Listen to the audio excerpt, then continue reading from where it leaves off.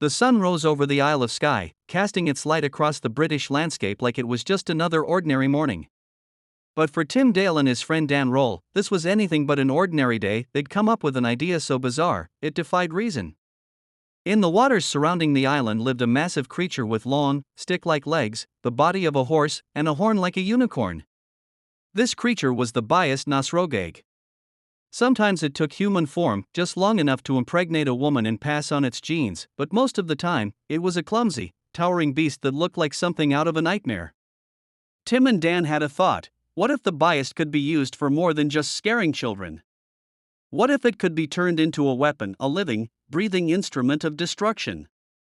Dan built a small circular device that, when activated, fired a blazing hot laser. Tim suggested they mount it on the creature's horn and ride it like a tank. They'd sit on its head, gripping the horn, watching people beg for mercy, offering them anything, maybe even the whole island, just to be spared. So they set out to find the biast srogaig. They thought it would take 2 hours. It took 2 weeks and 6 days of relentless searching. When they finally found it, they saw a horn long and spiraled like a narwhal's jutting out of the water. But it wasn't a narwhal. The creature began to rise, and there was no doubt. Before it had fully emerged, its head was already towering above them. Tim and Dan leapt onto it. Dan scrambled to attach the laser to the horn, and he did. But the biast was clumsy, swaying violently from side to side. As Dan secured the device, the creature twisted, throwing him backward. The horn, with the laser still attached, pierced through his body, somewhere near the edge of his chest, close to his collarbone and arm. The laser sputtered out shortly after. Its power was spent. Tim lost it. He didn't know whether to grieve, rage, or panic. Too much had happened too fast, and there was no time to think. His thoughts were cut short when the biast moved again, and he was thrown off, luckily, into the water.